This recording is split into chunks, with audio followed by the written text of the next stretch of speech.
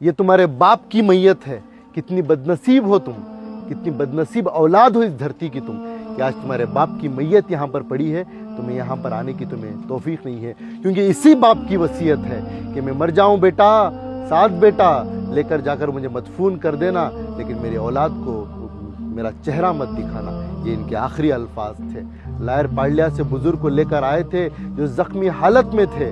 4 مہینے مسجد میں رہ کر خدمت کرتے رہے, معاف کرنا 4 سال مسجد میں رہ کر خدمت کر رہے تھے, کیونکہ اولاد نے گھر سے باہر نکال دیا تھا.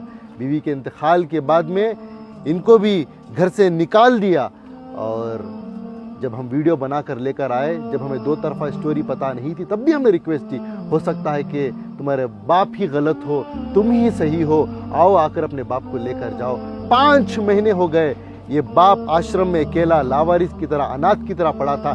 کسی نے اب تک آ کر ان کو نہیں پوچھا. آج دنیا سے جانے کا وقت آیا. کتنی بدنصیب ہے تمہاری قسمت کہ میں بیٹا بن کر ان کو لے کر جا رہا ہوں, لے کر جا کر ان کے آخری سفر کو سپرد خاک کرنے جا رہا ہوں.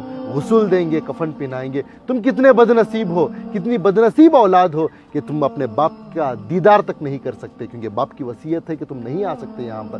اس باپ کو کفن نہیں پہنا سکتے تم, اس باپ کے میت میں جنازے میں تم شریک تک نہیں ہو سکتے. یہی سب سے بڑی تمہاری سزا ہے. ہم بدوا دینے والوں میں سے نہیں ہیں. آج دل جل رہا ہے, پھر بھی دعا دیتا ہوں کہ تمہاری جیسی نافرمان اولاد کی اولاد کو اللہ اتنا نیک بنائے کہ وہ تمہاری فرمانبردار بنے, کیونکہ یہی وہ بزرگ کی نسل ہے, ان کے پوتا پوتی. آپ کے بچوں کو اللہ ہدایت دے, فرمانبردار بنائے. لیکن تم جیسے نالائق بچوں کو اللہ ہی حساب کتاب کرے گا.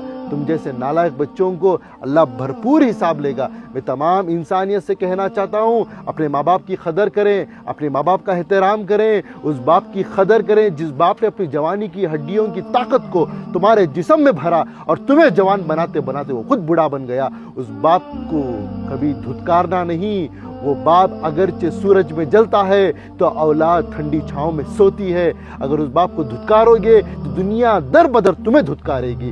بہرحال بزرگ کو لے کر جا رہا ہوں, میں ان کا بیٹا ہوں, میں ان کا وارث دار ہوں.